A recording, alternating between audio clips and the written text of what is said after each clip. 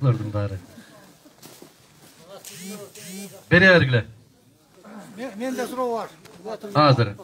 Cumhurbaşkanı Badakan Kimsonbayev bizni çoğalayga hoş gelipsiz. Uşaqlısın. Çoğalay eli sizdi. Daima qoldap kelgemiz, daha qolday beremiz. Sizdi Xuday qalasa Qırgız eli qoldaydı dep işedim. Allah'ın buyruğu menen siz Xuday qalasa prezident bolasiz. Menin sizge suroğum birinci. Sadır Japarov'tun azırkı жүргүзүп жатқан үгіт işlerin mıyzamdı dep oyloysuz bu. Yok. Onun mıyzamsız eken biz ayttık. 24 keyjide malumat jıyının derdik. Mıyzamsız dep aytkanımdын sebebi al insandan göz karandı emas. Al Sadır bolobу, başkası bolobу, kim bolsa ошол болсун, kim анын ордунда болсо мен ушул сөздү айтмакмын. Конституцияда жазылып турат. Президенттин милдетин аткаруучу президенттик шайлоого бара албайт деп. Бул барып атат. Мен жөнөкөй бала катарында баратам дейт. Жөнөкөй баланы мамлекеттик коргоо кызматы коргоп жүрбөйт. Жөнөкөй балага чоңалайдан алайга аким киши ташыбайт. Мугалимдерди кыйнап жыйынга алып барбайт. Жөнөкөй баланы резиденцияга жашатпайт. Кандай дейсиңер? Өзүңөр билип туруп менден сурайсыңар дагы, мен айттырасыңар да. Же ошонун рахат алабызбы? Көп ойлойт, Мадумаров өзү ушу суроону бердирет деп. Кудай сактасын. Мыйзамсыз болсо кандай чараларды көрөсүз? Көрдүк. Унчукпай калган жокпуз. Борбордук шайлоо комиссиясына бердик кагазыбызды. Аябай Конституциянын ар бир беренесин тактап олтуруп бердик. Кыргызстанда канча юрист болсо ошончо пикир болот эле. Бирок оң тарабы, сол тарабы дебестен канча юрист болсо бүт баары биздин коюп аткан дооматтарды абдан туура. Конституция одоно түрдө бузулду. Конституциялык мыйзамдар бузулду деген баасын беришти. Аны уктуңуздар өзүңүздөр. Бизди кошуна мамлекеттер тааныбай атат. Алар сүйлөшпөй атат. Себеп мыйзамсыз бийлик деп атат. Аны угуп атасыздарбы? Баштагы күнү кече Путиндин пресс-конференциясын ким көрдү? Ким көрдү? Я, сиз көрдүңүз. Ошондо Кыргызстан боюнча эмне деди? Кыргызстанда постоянная чехарда деп айтты. Чехарда деген сөз башаламандык деген сөз. Бейбаштык деген сөз. Мыйзамсыздык деген сөз. Жетекчиси жок деген сөз. Мен ушул сөздү кыргызча эле айтып келатам силерге, бирок ишендиришим кыйын болуп атат. А Владимир Путин орусча айтып койду эле, баары ишендим. Эмне кылышыбыз керек? Конституциялык талаага келишибиз керек. Мына ушул мыйзамды бузуп, конституцияга карабай өткөргөн шайлоолордун кесепетинен 5 октябрь болду. 6 Созовдун чакырылыштын деген да, Созов деген. Аябай сулуу жазат экенсиз. Ибраимов Фесеналы деген мырза экен. Аябай сулуу жазат экенсиз. Азыр ким? Сизби? Азыр заманда момундай жазыш өтө сейрек. Көзүң кубанат көрсөң. Үтүрү бар экен. Кош чекит бар экен. Мугалимсиз, эмнеден бересиз сабак? Кыргыз тил адабият мына көрүнүп турат. Союздун мезгилинде бүткөн окшойсуз, э? Мына ушул сиздин берген жазган суроолоруңузду алып барып, жогорку кеңешке илип коюш керек экен, өлүгү деп. Ак үйгө илип коюш керек экен. Монда айнектин ичине салып, себеп бул сейрек кездешүүчү болуп калды. Сүрөтүнөн кошо алыш керек да. Сүрөтүн алып барып, атын жазып, жазсаңар ушундай жазгыла деп. Мына суроо берген жерде суроо белгиси турат. Кош чекит деген турат. Кош чекитти азыр көптү билбейт азыр. Үтүр деген турат. Дефисин коюптур. Илеп белгисин коюптур. Бар нереже менен жазыптыр. Мен ушундай жазууларды көрсөм, кадимкидей кубанып калдым. Кудайга тооба кылдым. Ушундай заманга келип калдык. Рахмат. Атыңыз ким? Эсеналы. Мына жерде жазат. Бар болуңуз, агай. Аман болуңуз. Сиз окутуп аткан мугалим окуучулардын дагы бактысы бар. Бирок бир катасы бар экен, Созовтан деп коюпсуз да. Чакырылыштын деп жазыш керек да. Бул сабаттуулуктун белгиси. Рахмат. Ошол 6-чакырылыштын депутаттары парламентте отурбай эле ар райондордо, облустарда садырга координатор болуп иштеп жатат. Ушуну мыйзамдуу деп ойлойсузбу? Сизди терең урматтоо, мен Ибраим Фесеналы дейт. Эми ошол садырга координатор болуп иштеп аткан депутаттар мындан 2 ай башта ким деп чуркап жүрүштү эле ушул жерде? Биримдик деп, мекеним Кыргызстан деп кыйкырып жүргөндөр замат токтоду дагы бул жака бурулуп алып кетти. Аларга баары бир. Жугунду ичеби, аталай ичеби, кебек пиширип береби, эмне кылса берсин болду деп эле бир жугунду берсе болду аларга. Эч айырма жок. Итти дагы бир үйдөн экинчи үйгө алып барып койсоң үйрөнбөйт. Бошонгондо качып келет. Малды дагы сатсаң, жибин үйү болса өзүнүн үйүнө келет. Буларга баары бир малдан бешпеттер. Жигиттер бияка иштейбиз деди, кетти ошол жака. Туруп жигиттер адаштырбыз десе, сүрүлүп кеткенде бол тез токтойт дагы, артка кайт десе бурулуп алып бул жака кете берет. Адам ошолор, айткылачы өзүңөр. Мына өзүңөр бири-бириңиздерден жылкы аласыңар, ат алып ат сатасыңар. Айланайын ошол атты үйгө үйрөткөнчө канча өтөт? Бошонуп кетсе каяка барасыңар? Түп-түз ээсинин үйүнө барасыңар, издеп. Бирок биздин депутаттар андай эмес.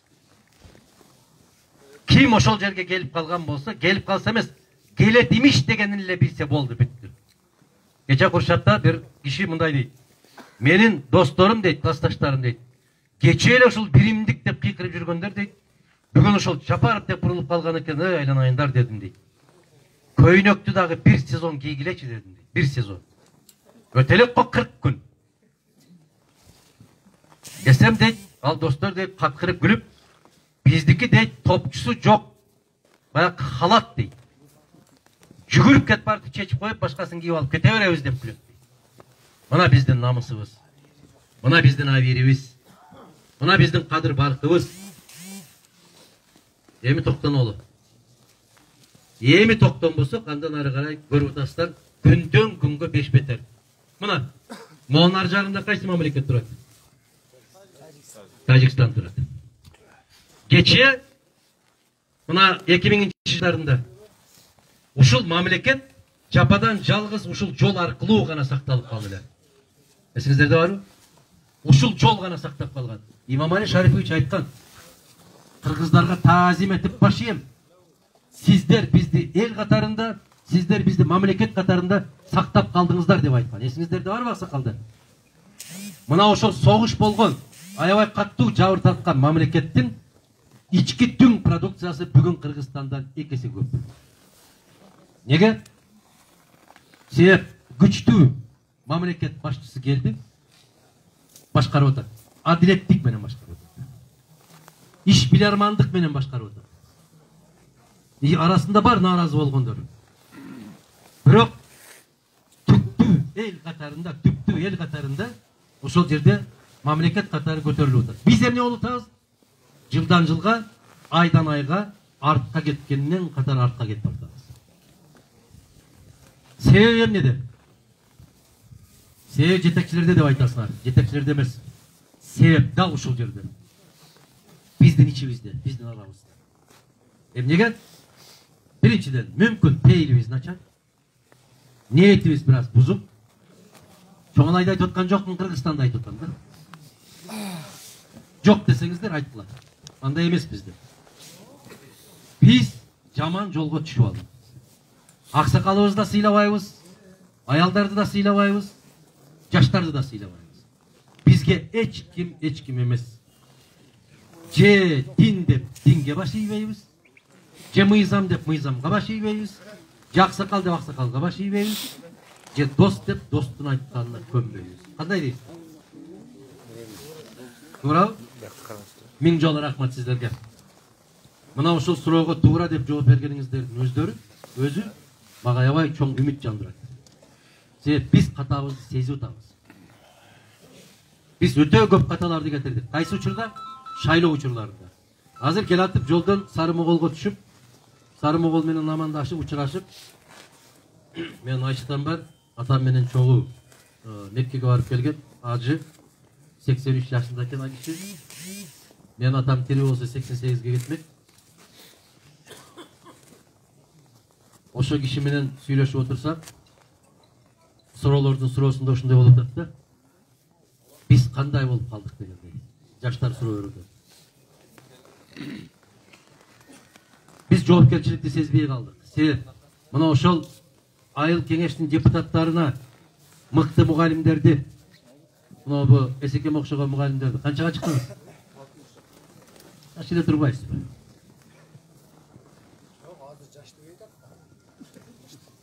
Азыр жаш дебей атасыңар. Силер жаш дебей атасыңар 60-ка чыкканда. Көрөм эртең 60-ка чыкканыңарды. Эми жашоо башталат.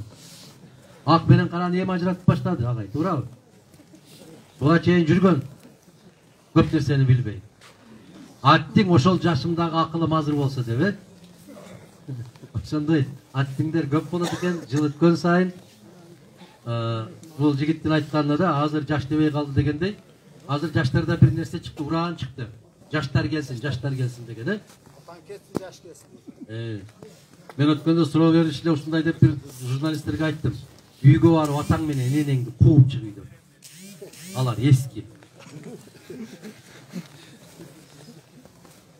Жаш ата эне таап ал. Алар да кетсин, эмнеге? 60-ка 70-ке чыккандан кийин эмне кереги бар ата эненин? Ошол сыяктуу баягы тажрыйбалуу агайларды, мугалим эжекелерди, дарыгерлерди, сабаттуу инсандарды жыйнабай, шайлабай, кимдерди шайлайбыз? Ким козу союп берсе, ким тамак аш берсе, барекелде мына ушу улак тартып жүрүп, улактын аркасынан жок болуп атабыз. Улак тарттырып берсе, топ чаптырып берсе, мына ушуларды шайлап атабыз. Эгер Сары Моголдо сабаттуу депутаттар болсо, айылдык кеңештин чечимин чыгарып, сессиясын өткөрүп, өкмөткө жибериңкиле дедим мен. Биз Сары Могол айыл өкмөтү катарында Алай районуна эмес, бизге жакын турган Чоңалай районуна киргибиз келет деген чечим чыгарса, муну эч ким токтото албайт. Бириккен Улуттар Уюмунун баш катчысы да токтото албайт. Биз укугубузду билбей атабыз. Биз күчүбүздү сезбей атабыз. Не себептен? Ошол укукту окуп түшүнбөгөндүктөн да. Кандай дейсиз ага? Мына мектептин мугалимдери коркуп кетти, азыр күлчөгө кетти дейт. Директор айтты дейт. Эгер мектептин мугалимдери топтолуп, ушул директор бизди мыйзамсыз иш аракеттерге кыйнап атат. Биз баргыбыз келбеген чогулушка жыйнап атат деп районого жазып, же директорду алмаштырасын, же биз барыбыз мектепти токтотобуз десе, районуң жүгүрүп келип өз мектебиңди ачып берет. Укугуңду колдонбой атасың да, кыргыз. Укук бар да. Ошону эсептеше албай атабыз да биз өзүбүз. Ошол Сары Могол айылында Кыргызстанда жападан жалгыз айыл болсо керек. Үлүшүн ушул мезгилге чейин ала элек. Аны дагы айылдык кеңеш жыйналыш керек да. Топтолуп туруп, жер кодексинин 8-чи беренесине таянып, мен айтып бердим. Ушул жерлерди өзүңүздөр алып иштетсеңиздер болот да. Аны үчүн эмне болуш керек? Айылдык кеңешке мыкты жигиттерди, кыздарды шайлашыбыз керек. Сабаттуу. Мына Эсен агайга окшогон агайларды. Булардын чөнтөгүндө эч нерсе жок. Айлык менен жашайт. Бирок ушулардын эмгеги, ушулардын пайдасы сиздерге 1000 эсе улак чаптыргандардан көбүрөөк тиет го айлана Эсен ага. Бир жерибиз ооруса ушуларга кайрылмакпыз го. Сен менин депутатымсың, ушу маселени кандай чечесиң деп. Кандай дейсиздер? Эми ушуга келишибиз керек. Ушуга барышыбыз керек. Токтонушубуз керек. Эгер мен президент болуп, жараткандын буйругу менен, калың элдин каалоосу менен, колдоосу менен болуп калсам, мен ушул нерселерди узак мөөнөткө чейин созбойм. Эмнеге? Бизде шайлоо деген маселени токтотом. Жарашпайт экен. Болбойт шайлоо. Айыл өкмөттү шайлабайбыз. Айыл өкмөттү дайындайбыз. Rayondun hakimini dayındayız. Dayındап atkanda men жеке керт başım menen жоопкерчилигимди көтөрөм. Mına Eşmat'ta alıp geldim. Çoğalayga hakim bolot. 3 yıldır içinde uşul işlerdi dayardaydı. Uşul iş karşılar. Bardık rayonun aymağındağı жетекçiler baş yesinger. Kakkan kazıktay tartı ornoydu. Dep ben sizlerge көрсөтүп кетем. Kандай дейсиңер деп келип сурабайм мен силерден. Desem bulavам айтат. O taşmak dürüst rağa dedim. Anam bunu yiyeceğim aytat. O Mehmet düzük ko dedim. Kança el olsa şonça pikir болады. Köpçülükке salıp çeçken mesele hiç kaçan jakşılık kalıp bardı. Köpçülük menen ne meseleni çeçiş gerek? Ayıldın meselesini çeçiş gerek. Uluttun meselesini çeçiş gerek. Ha, mamleketlik meseleni bir kişi çeçiş gerek, cevap verecek alış gerek. Bu üy bile. Buna atası bugün aytıp da pazar olup atpaydı, doğru mu? Balasını çakırıp alıp buna toktun alıp varıp satıp gel dese enesi turup alsa koroğunu açmayın. Bu toktumaga gerekti. Anda de ulakta alıp varıp satıp gel dese balası turup alsa ulak meniki de. Ol ata canıver kayak var atana. Kırgızstan uşunday mamleket. Uşunu toktatmokpuz biz. Birinciden. Ekinçiden. Sura veretme korrupsiya menen kantip күрөшөбүз. Men күрөшпөйм dedim korrupsiya. Men korrupsiyаны жок кылам. Ал мен тең түшүм эмес аны менен күрөшкөндө. Кантип жоголот дейт. Өзүң алба, бирөөнү алдырба. Бүттү. Ошол замат муун өлөт коррупсия. Ошол эле жерде өлөт. Анын үчүн конституция мешать этпеш керек. Конституциянын тиешеси жок ага. Мыйзамдардын дагы тиешеси жок. Керемет мыйзамдарыбыз бар. Мисалы, саламатты сактоо жөнүндөгү мыйзамда ар бир туулган балага bir айда bir келип, ошол бекитилген мейирман мугалим, дарыгер же мейирман эже келип карап туруш керек. Келеби? Жок. Өзүбүз көтөрүп барабыз. Барганда да жөн көтөрүп барбайбыз. Жок дегенде момдай банкага бир сары май салып алып барасыз. Жаңы төрөгөн келиндер ошентип барып атпайбы? Сары май салып алып барат. Анан кечээ бир индюшка сойдум эле деп барат.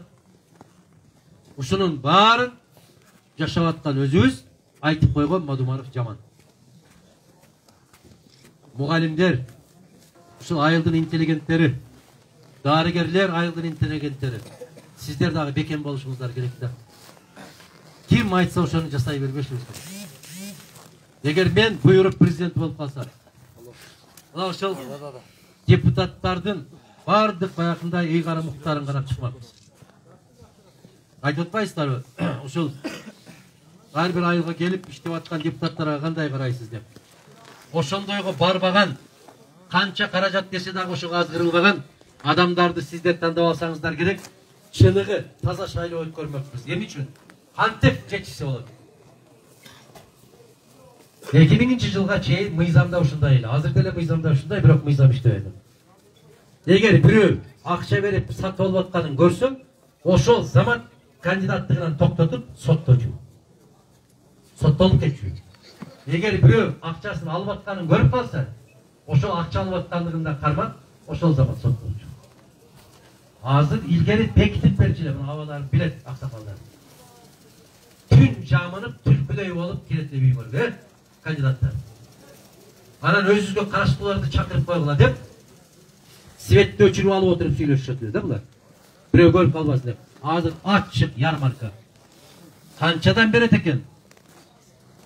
Ушул мамлекет. Биз ушуну карашыбыз керек. Чоңалай маселеси боюнча, жер маселеси боюнча, чегара маселеси боюнча, социалдык колдоо, жөлөк пул маселеси боюнча мен өзгөчө программаларым бар. Чегарада жайгашкан, аймактагы жайгашкан айыл кыштактар боюнча мыйзам бар. Алардын жеңилдиктери бар. Турмуш шарты оор, жаратылыш шарты оор аймактар боюнча мыйзамдар бар. Союздун мезгилинде ошону менен колдонот элек. Кийин колдонбой калдык. Мен ошолордун баарын кайрадан ордуна коймокмун. Кудай кааласа ошол күндөргө жетсек, bunun баары кайрылып келе турган иш. Суроо болсо бериңиздер. Мен агай сурооңузга толук жооп бере алдымбы? Ийгилик болсун сизге дагы. Барбы суроо дагы?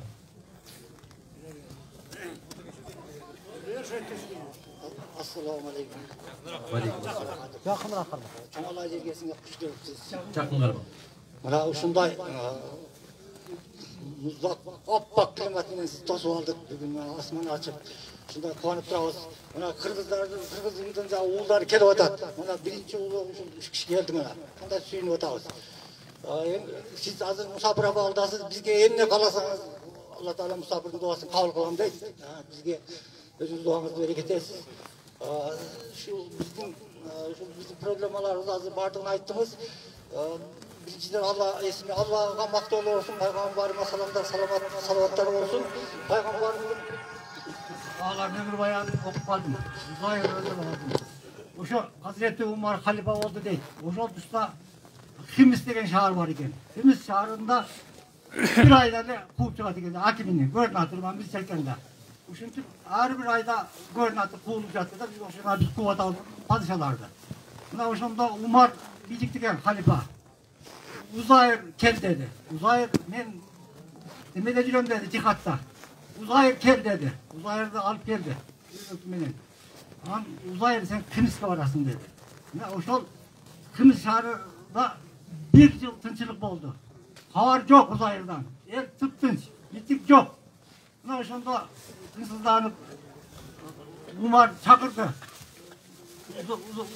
Uzayır kel. Uzayır geldi.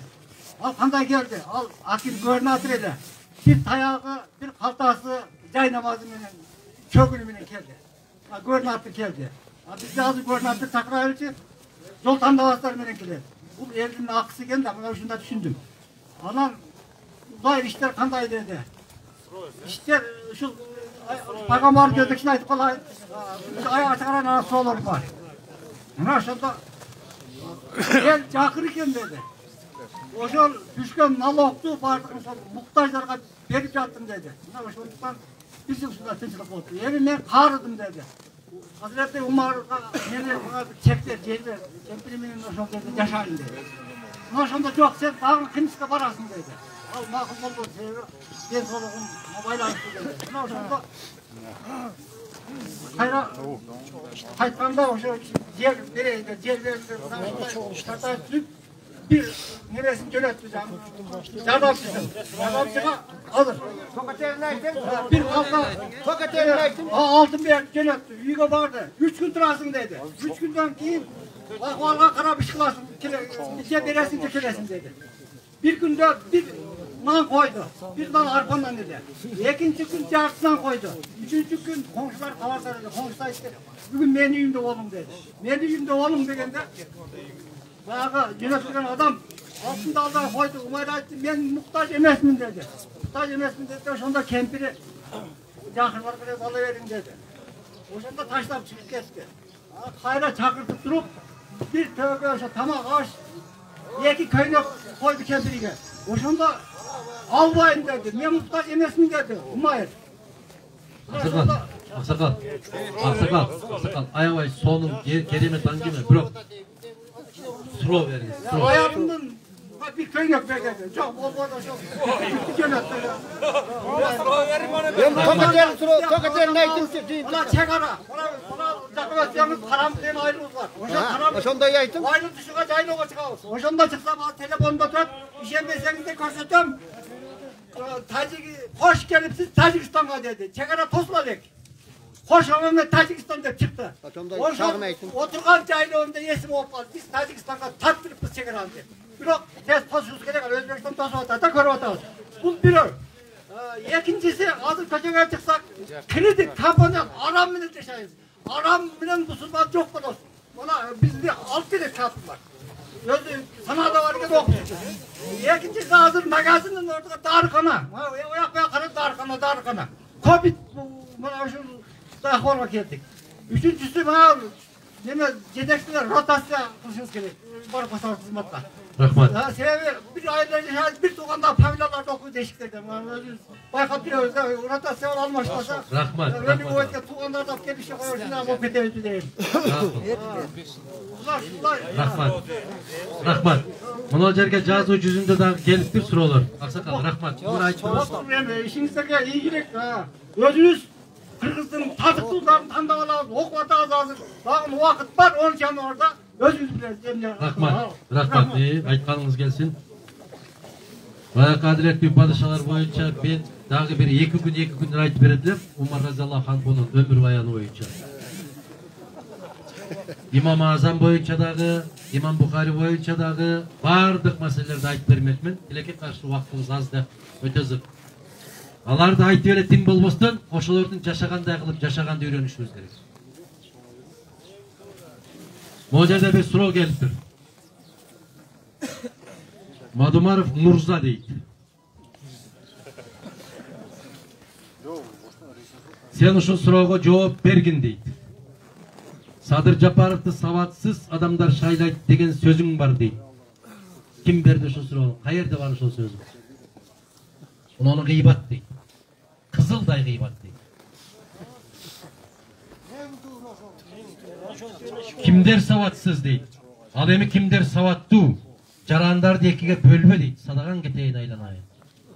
Kim verdi şu sıra onu? Şol dalilde Allah oşunday degen sözüm var eken. Haysıl yerden okuptur.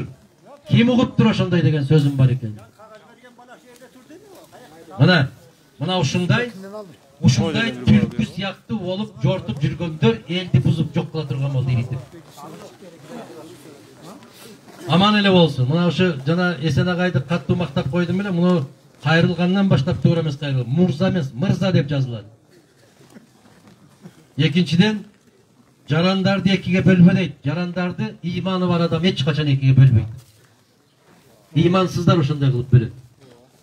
Ошол жазып аткандар өздөрү мынал фейк болуп телефондон чыгып кыйкырып аткандар ошолор. Буларды мынчыш керек, аларды антыш керек деп. Мадумаровдун дагы, бүтүн Кыргызстандын дагы, шайлоочулары дагы, колдоочулары дагы маданияттын туу чокусуна чыккан азаматтар. Өтө сабаттуу, ыймандуу, инсаптуу азаматтар. Өзүңөр жасап аткан нерсени жазып, аны башка бирөөлөрдөн сурабагыла, уят болот. Гыйбат дейт. Gıybat bu musulmançılıktagы en çoğun keçirilgis 4 gününün birösü. Avaylagılı azamatlar. Çegara masalesi boyunca ayttınız aksakal. Mamlekettin eğisi payda bolganda çegara kuralat. Mına hazır jol boyunda keletip görüp atабыз го. Hiç kim özünün çegin momda bir tosup algan emes. Kaşa jok. Erten oşol kaşı üydün eğisi bir жака кетип калган болсо, жанындагы кошунасы теректин аркы жагынан алып каша тартып алган болсо, чатак чыгат. Келгенде Кыргызстан ошол үйүн убактылуу бир жака таштап кеткен, ээси жок үй сыяктуу болуп калды. Мамлекеттин жетекчиси жок. Статус чегара райондорун дейт. Мен азыр айттым ошону. Ошол мыйзам бар, бирок иштебей атат. Минералдык завод жана ГЭС дейт. Келгиле азаматтар, мындай кылалы. Асмандагы нерсени эңсебей, азыр жердин алдыбыздагы нерсени эңсейли. Бизге эмне керек азыр? Бизге мыйзамдуулук, тынчтык, адилеттүүлүк керек болуп атат. Эмне керек болуп атат? Сабаттуулук керек болуп атат. Ал деген не деген сөз? Азыр мектептеги жаш балдарды, мектепке чейинки балдарды туура жолго салып тарбиялоо болуп калды. Азыр тарбия ушундай кетип баратат. Мына колуңуздардагы телефонду 5 мүнөт таппай калсаңар, илгери насыбайын жоготуп алган аксакалдардай болуп тегеренип калып атасыңар. Атаң менен энеңди 5 ай көрбөсөң жүрө бересиң. Чатагы жок. А муну ол колдо турган телефонду. Мунун кайпи жаман экен да. Таппай калсаң шу саныңды чапкылап, тоңулонуп туруп кетесиң. Мен кээ-бир 80-деги кемпирлерди көрөм. Kayakka koydum öyle deyip dura kalır. Oy gimnastlardan tez durar.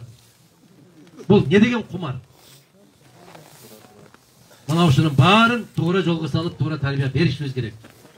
Bizde hazır, Atene başkarbay, ilim bilim başkarбай, iman başkarбай, din başkarбай, ушул başkarып калды. Себеп маалыматтын баарын ушул жерден алып атасыңар баарын. Мунун баары ичиндекисин баарын бүтүндөй жалган. Мына азыркы жигит жазгандай. Кызылдай жалган. Кээ бир учурларда ушу өзүңдү өзүң окуп атып, өзүң ишенип кеткидей болуп атасың. Мына мен айтып атат жана жазып атат. Ысык көлгө киргизбей койду. Анан мен ойлонуп калдым. Ысык көлгө бардымбы мен? Барган жокмун го. Мени менен чогуу жүргөн азаматтар да ишенип калышы мүмкүн да, бизге айтпай кеткен болушу мүмкүн.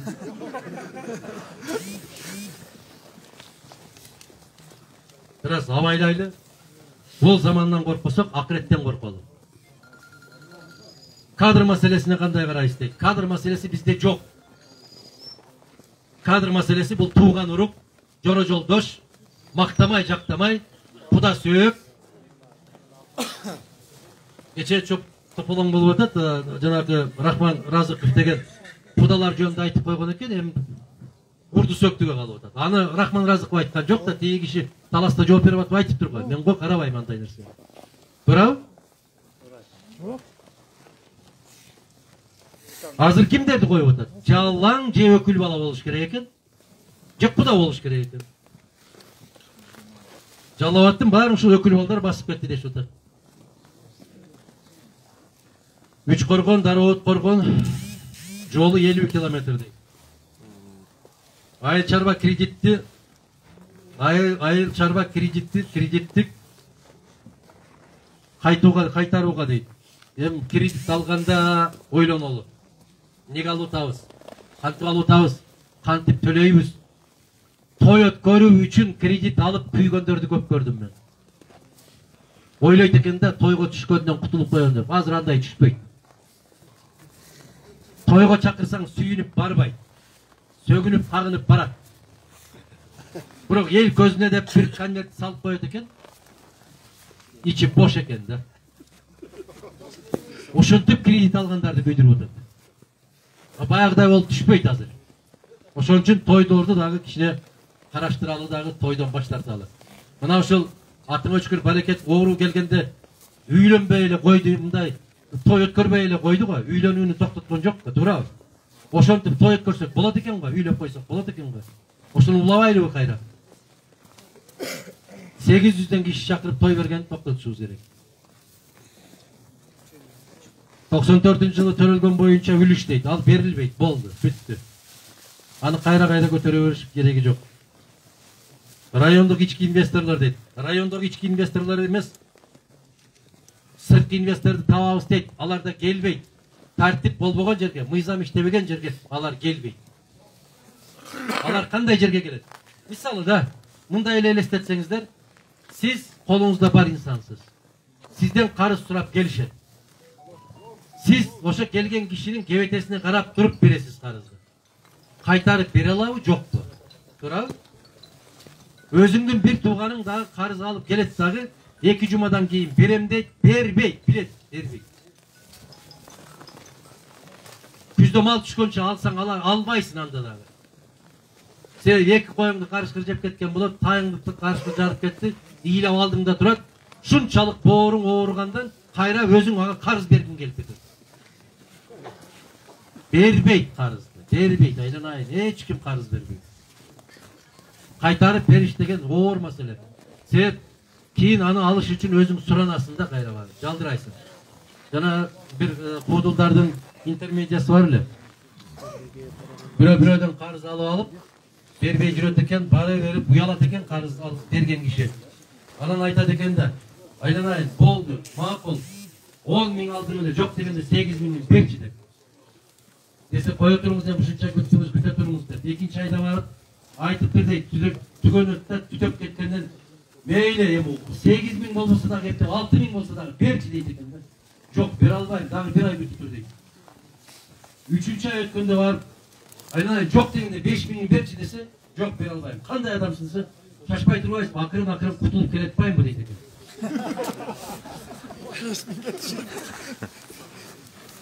Oşonday boluptabız da biz. жарымын болса да кайтарып берчи деген бар. Сондықтан кредит деген нерсе жакшы эмес. Муну алардан алдында ойлонушубуз керек. Баягы тойлорду азайтышыбыз керек. Бизге мындай карап көрүңүздөр, пайдасы жок чыгашалар көп экен. Кереги жок чыгашалар көп. Ошолорду токтотолу. Суроо барбы?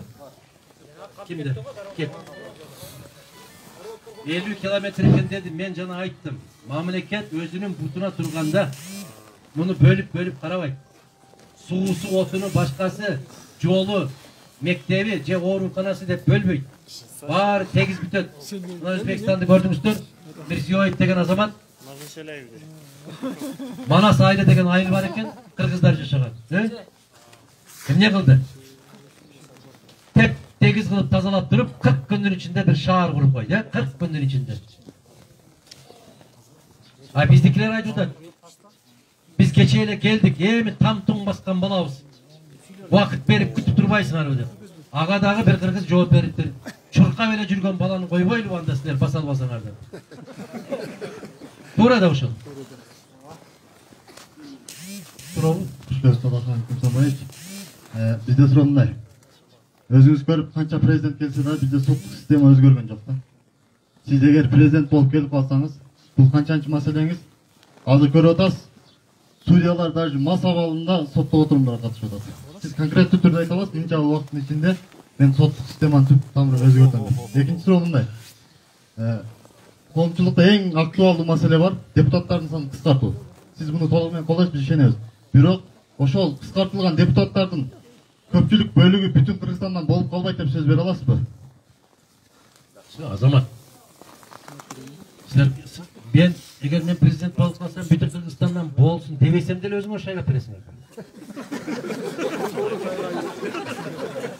Биз эстүү элбиз да. Кече Жапаровду ким шайлайбыз деп аттыр? Эч ким. Анын бар экенин дагы билбейт элеңер го.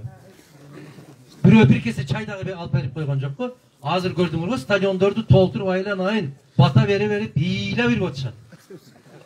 Жарыгым чырагым. Лампочкам. Эми биз өзүбүздөн да элден да ал нерсе инем. Токтойлу да кичине бир өзүбүзгө келели да, намысыбызга келели да. Кече Жээнбеков деп ыйлап аттыңар. Мени менен урушуп атышты көпчүлүк адамдар. Кече Жээнбековду тепкилеп кууп чыкканда мен коргоп атам. Баягы буга тийбе деп ыйлап аткандардан үн жок. Карасам азыр башка жакта жүрүшөт. Намыс кайда айланайын кыргызым? Намыс кайда? Ошондуктан жанагы бүтүн Кыргызстан көпчүлүк алабы, азчылык алабы деген суроону мага бербегиле, өзүңөргө бергиле. Ким? Экинчи жанагы сот боюнча канча мөөнөт керек деп атасыз? Атыңыз ким? Нурдин. Нурдин мырза, мага мөөнөттүн кереги жок. Кейлер жазат экен, 40 кадам, 100 кадам эсептейт экен. Мен эсептебейм. Менде программа ушул.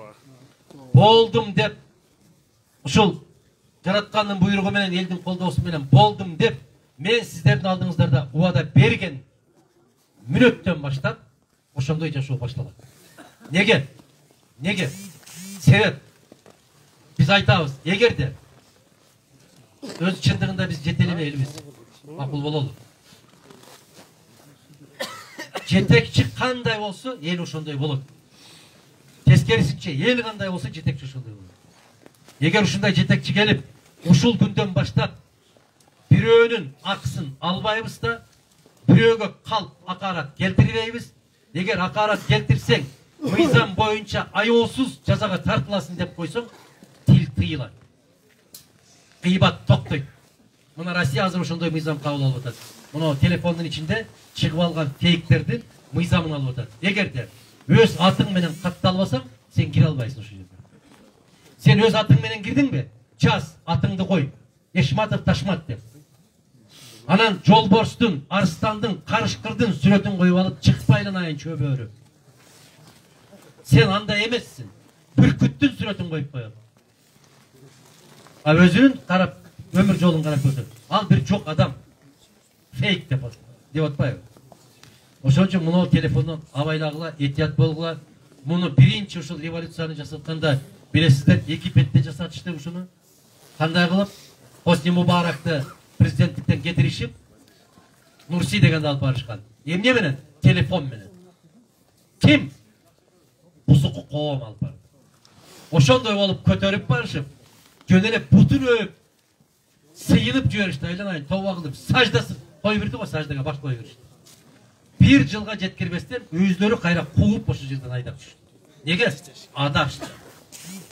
Неге адашты? Мына ушул баракат адашты. Бекеринен айтпайт. Уюлдук телефон чыккандан бери шайтандар жумушсуз калды деп. Себеби ошо шайтандын ишин ушул телефондар жасап атат. Аяктан, бияктан чыга калып. Ошону токтотолу деп атабыз. Буюрса ушундай мыйзам кабыл алынышы керек. Ар бир инсан өзүнүн сүйлөгөн сөзүнө жоопкерчилик тартыш керек. Эгер Гезитке bir makala çıktı mı? Misal Çoğalay rayonunun hakimin kattı sındaq makala çıktı. Men mamlekettin jetekçisi katarında akirette жоопкерчилик тартамыш oldu çünkü. Antep, eğer men ошого mani berbey koysam, men ушул жакка киши жиберишим керек. Гезитте чыккан makala чындык болсо, hakim өтө каттуу жазасын алыш керек. Гезитке чыккан makala жалган болсо, ошону жазган адам жазасын алыш керек. Ansız tertip bolboyt bizde. Mına aksakal jana Umar raziyallahu anhu'nun tarixini aytып atkан aksakal ketip kaldı bu. Mına oşo kişi Umar raziyallahu anhu mınday bolat da bir jolu at menen kelatıp, ayıldan kelatsa kerben kelatkanda oşonun attan sekirip düşüp barıp bir töönün üstündeki jükti ala koygan eken. Padişam emne oldu? Emnege siz şu töyden jükti ala koyasız dese, mına oşul töö aksap kelatat deydi. Aksap kelatsa emne oldu dese, senin mamleketinde oşul töö aksap kelatkanın körüp, uşunun işin жеңилдетпей койгонум үчүн жоопкерчилик тартам мен Аллахтын алдында деп коркот экен. Төөнүн жоопкерчилиги, адамдын эмес. Падыша деген ушундай болуу керек. Адилеттүүлүк деген ушундай орношу керек. Мен мындай мисалдарды көп эле айтып жүрөм. Бул жерге келесиздер, АКМ пресс дегенди бассаңыздар, ачык калыс маалымат пресс деген. Ошол жерде менин сүйлөгөн сөздөрүмдүн баары бар. Угасыздар, жыйынтыкты өзүңүздөр чыгарасыздар. Men bir de yerde meni şaylagıla dep gelip atkan jokmун. Tarazaga salgıla, özüңөр tandap algıla dep atam. Tandaş sizlerдің колуңузда бар. Тандоо дагы жараткандан берилген чоң bir мындай bir кандай десем, аманат. Ушул аманатка кыянаттык кылбаңыздар деп атам. Тандоону мусулмандар баштаган. Биздин пайгамбарыбыз саллаллаху алейхи ва саллям өтөөрдүн алдында kimdi көрсөтөсүңөр дегенде көпчүлүктү гана кыла деген. Болбосо айтса болмок да, менин кайнатамды деп. Же күйөө боламды деп. Себеп Абу Бакир Сыддык кайнатасы, Али разиаллаху анху күйөө боласы. Экөөнүн бирөөнү көрсөтүш керек эле. Өзүңөр деген. Мына талаш тартыш ошондой болуп, добуш берүү менен биринчи халиф Абу Бакир Сыддык разиаллаху анху болуп калды. Шайлоону мусулмандар баштаган, туугандар. Адилеттүү шайлоо. А эгер ошол адилеттүү шайлоого добушумду билип туруп, бул чарабайт, бул ошол ишти көтөрө албайт, бирок мага пайдасы тийди деп ошону шайлап койсоң, Кур'анда жалган күбөлүк берүү деген түшүнүк бар. Бул татыксыз insanды татыктуу жерге көтөрүп коюш, бул жалган күбөлүк берүү деген сөз. Мына мугалимдер азыр. Аттестат жазасыңар. Койчу эми, аяшы уулум экен, тагамдын кыз экен деп отуруп, 4кө билбеген кишиге 5 коюп бересиңер. Бул күбөлүк жазуу, аттестат жазуу, жалган күбөлүк берүүгө кирип калат экен. Күнөөсү өтө чоң экен. Чыдасыздарбы? Же болбосо, бирөө тай жетелеп барып, менин баламды аскерден куткарып койчу деп бир дарыгерге барса, ал аскерге жараксыз деп мөөр басып берет экен. Бул дагы жалган күбөлүк берүүгө кирет экен. Оор маселе. Кыйын маселе бул. Түшүндүрө алдымбы? Сот маселеси ушундай да, иним.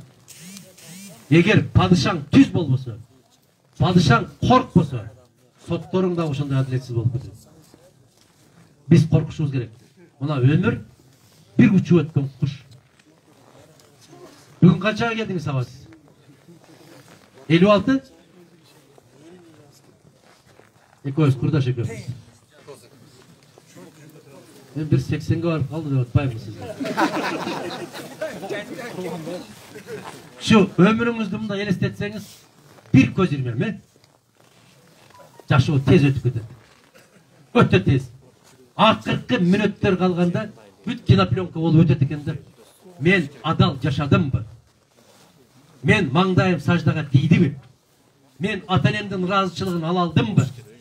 Men jaratkandan razıçılığını alaldım mı? Attın oşonda o köz jaşın kölдөй tөгülüp tursa dagı kayra kaytуу жооп бер. Arman деген ошол. Ошон үчүн бүгүндөн баштап оңололу, тазаланалы, туура жолго түшөлү, жараткандан ошондой жакшы иштерге барышты сураналы. Туугандар, тазалык керек бизге, тазалык. Ол кайсы куштарыңыз бар? Ha? Жору. Жақсы. Сурок. Kuş gelipsiz Ağagan ağay. Men endi çakırıp kededim. Ey kalayıp kalın el, birin kalbay barın kel. Adagan ağabızdı şaylaylıça, bolu beret bizge bel. Ey kalayıp kalın jurt, birin kalbay barın o. Adagan ağaydı şaylaylı, jüröklerge bek tutup. Aylanayın çoğalay, jaşaybız dağı bir dalay. Adagan ağabızdı şaylaylıça, başkasını şaylay. Rahmat. Рахмат. Урматтуу Адахан Кесомаев Чоңала районунда кайды компания кытайлыктар дейт. Президент болсоңуз кандай жол менен иштейт? Мен дайым айтып келем, Кыргызстандын бир томолок ташы дагы өтөн жака тийиштүү болбош керек. Биз Кудай кааласа ар бир иштеп аткан кен байлыкты өтөн мамлекеттер менен иштешип аткандардын баарын кайрадан карап чыгып ревизия кылышыбыз керек. Биз тең шерик формасына өтүшүбүз керек. Бул кандай болот? Эмне үчүн ушу кен байлык бар экен? Мына тоонун ичи бүтөндөй темир экен дейбиз дагы. Муну Кытайга бердик. Муну Канадага бердик. Муну дагы бирөөгө бердик. Жок. Бул жол кетпейт бизге. Биз айтабыз, ушул жерде мисалы 200 миллион тонна көмүр бар экен дейт, Ким казат? Чакырабыз. Şartların koyuyoruz. 200 milyon kömür olsa 100 milyon bizdeki, 100 milyon seniki. Kem bizdeki, işletiş seniki. Bürok, kireçleri ten bölüyoruz deyiz. Olur mu? Mümkün mü olmasın? Men oşonday yol kalıp baram. Oşonday yol men işletiyoruz. Vardık kem baylık. Daha sıra. Var mı? Olmaz. Sağ olun. Olay rayonuna hoş geldiniz. Çok haklısın. Rum Kadir Japar, Kümüde çıkana Japar'dan жалғыз siz korkacaksınız. An Kümüden çıkana kendine Kümüde bekliyorsunuz. Жақын қарма микрофон. Japarov түрмөдө жатканда сиз колдодуңуз дейт аябай. Азыр эмнеге эки жакка кеттиңер дейт. Мен ошол эле жол менен кетип бардым. Ошол эле жол менен кетип бардым. Бир гана нерсеси, ал иниме айттым, конституциялык жолго түш дедим. Мыйзамдуу жолго түш дедим. Эгер мыйзамдуу жолго түшсөң, кол кармашып чогуу кетебиз дедим. Жок, мыйзамсыз жолго түшсөң, анда жолубуз эки башка дедим. Мен айттым ага. Мен жана азыр айтып атпаймынбы? Өмүр тез өтүп кетет. Бул азгырык. Бийлик, байлык бул өтө жаман азгырык. Азгырылбаш керек, ага сабырдуулук керек. Бүтүндөй бардык нерсени коюп, мына менин кесиптештерим дагы, пикирлештерим дагы мен айтышат, акыркы Кыргыз саясатындагы акыркы романтиксиз дейт. Абсамат Масалиевден кийинки сизсиз дейт. Мыйзам деп отуруп алган дейт. Мыйзам. Баары бир мыйзам. Канча жабыр тартсаң дагы мыйзамсыз аракет кылбашың керек. Себеп сурагы бар. Сурак болот. Эрте кечпи болот. Эгер пенде сурай албаган болсо, тагдыр сурап коюп атат. Мыйзамды бузган биринчи президент, экинчи, үчүнчү, төртүнчүсү не болуп атат? Ушул сурак. Бул дүйнөдөгү сурак. Акыреттин дагы сурагы бар. Себеп Padişah olup barış, prezident olup barış, kıvır etken ar birinizlerden жүгүңүздөрдү желкеге жүктөө деген söz. Al rahat emez. Al күндө баягы тай жеш эмес. Al kımbat giyimlerdi giyiyor emez. Kımbat maşinada жүрүү эмес. Al жоопкерчилик. Үйлөнүп атканда деле билип отуңар бар. Тилекке каршы кеч түшүнүп калып атабыз да. Сал эртерээк түшүнүш керек эле ошо. Ал дагы жоопкерчилик. Башта өзүң үчүн жооп берсең, кийин аялың үчүн жооп бересиң, балдарың үчүн жооп бересиң, небере үчүн жооп, бардыгына жооп бересиң. Үйлөндүңбү, бүттүң дейбер. Орустар айткандай пиши пропал дегендей. Жок. Өмүр бүттү да ошондо. Кандай дейсиз? Кандай дейсиз? Бирок өзүнө жараша рахат бар да. Мына ошол рахатты көрүш үчүн бардык жоопкерчиликти көтөрө билишибиз керек. Рахмат. Дагы суроо. Барбы? Азыр. Суроо жок болсо менин кааларым ушул сиздерге. Урматтуу агалар, апалар. Менин тагдырымды чечпеңиздер. Өз тагдырыңызды өзүңүз чечиңиз. Туура. Мен үчүн чуркабагыла. Өзүңөр үчүн чуркагыла. Ойлобогула Мадумар үчүн чуркап атабыз. Жок, айланайын. Ошол түшүнүктү мээбизге да көкүрөгүбүзгө да бекитип алалы. Менин тагдырымды жараткан Аллах чечет. Менин ырыскымды жараткан берет. Туура. Мен 12 жыл жумушсуз жүрөм, ачка калган жокмун. Бирөөнүн эшигин барып каккылап, бир тууран нан сураган жокмун. Мени канчалаган кызматтарга чакырды, баш тарттым. Эмне үчүн? Себеп андай бийлик менен иштешким келбейт. Мына азыр иним бергендей, балам бергендей, эмне үчүн жолубуз ажырап кетти дегендей, мына конституцияда каттуу жазылып турат. Ушул иштерди жасаганга укугуң бар, бул ишти жасаганга укугуң жок деп. Укугуң жок деген жака кеттиби, болду, токтотуш керек, аны менен бирге баспаш керек. Bizde şariatта айтат, арак ичкен харам дейт. Sen канчалык кучактаскан дош болсоң дагы, кел досум мен үчүн алып кой десе, алып койдуңбу, бүттү. Харам. Кандай дейсиң? Биздин айылда барбы жанагы тоог урдаган, кой урдаган, тай урдагандар барбы? Барбы? Жок. Жок азыр. Аллахка чексиз шүгүрлөр болсун. Себеп? Амин. Бизде бир кездерде ушундай болгон. Жылкыларыбызды жай албай калганбыз. Койлорубузду кенен жайытка кой бере албай калганбыз. Туурабы? Мына ушул акырын барып, биздин көкүрөгүбүзгө ошондой бир ишенимдер пайда болуп, туура жолго салып, жараткан кидаят бергенден кийин биз коркуп баштадык. Кимден корктук? Жаратуучудан корктук. Неге? Мунун сурагынан корктук. Эгерде биз дагы бир тепкич жогору көтөрүлүп, мына ошол шайлоо дагы, саясат дагы, бирөөгө күбөлүк берүү дагы, бул дагы аманат экен, мунун дагы сурагы бар экен деген сөздү көкүрөгүбүзгө түйгөн күндөн баштап, Кудай кааласа Кыргызстанда жаркыраган күн чыгып, делегей тегиз болгон, башкалардан кем болбогон, өзгөлөргө тең болгон, адилеттүү мыйзам иштеген, күчтүү көкүрөгүбүздү көтөрүп жүрүп, бирөөлөрдөн кол сунуп, кайырчылык кылбаган мамлекеттин курулушуна ишенебиз ошого. Демек, бардык нерсе өзүбүздөн көз каранды. Муну жерди тазалашыбыз керек экен. Пайгамбарыбыз саллаллаху алейхи ва саллям айткан, эки жериңди таза сактасаң, бейишке мен кепилмин деген. Биринчиси эки жаактын ортосу дейт, экинчиси эки буттун ортосу дейт. Эки жериңди таза кармасаң дейт, мен бейишке кепилмин дейт. Эки жаактын ортосунда көп түшүнүгү бар. Бул арам тамактан сактануу, гыйбаттан сактануу, жаман сөздөн сактануу, бирөөгө акарат келтирүүдөн сактануу, текеберликтен сактануу. Ошол колубуздан келеби биздин? Келет. Бирөөнүн берген бир сындырым нанын жебей койсок, ачка жок болуп кетпейбизби? Кетпейбиз. Өзүбүзгө дайым рызкыны жараткан өзү берип турсун, өзүнөн башка эч кимге муктаж кылбасын. Келиң абайым, бата бериңиз.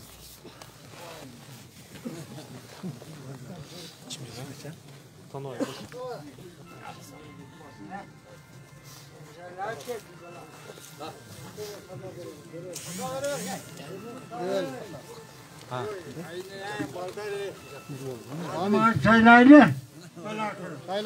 Amin. Sevgilik olsun. Amin. Nimesi ötsün, ölsün. Amin. Şul baldarımın işleri iyilik olsun. İyi soluk olsun. İyi baldar şul şaylaylı. Hayırlı olsun. Kançarsızdan beri prezident geldi. Cep keti otar, kaç otar. Ve şunu şaylarlık var. Hey, işine iyilik olsun, iyi soluk olsun. Önüyor severle matematik şeye iyilik olsun. Aytkanınız gelsin. Жақсылықтарда жолығышқан күндерді насip қылсын. Amin. Аманшылық болсын. Amin. Эмне болду?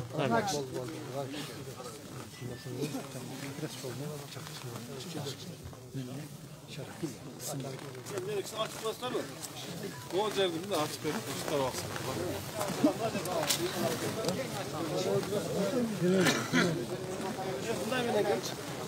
Açtı bekle. Yol açık oluyor.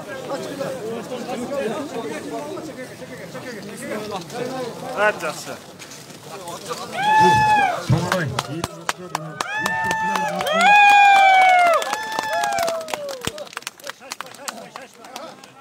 Çekin min güdüle.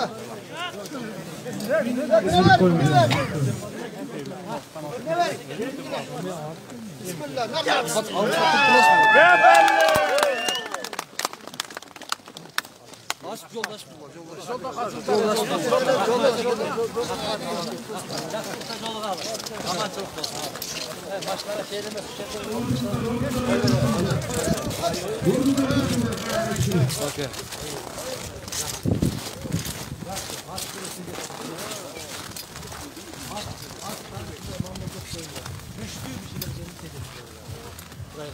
Rahmat.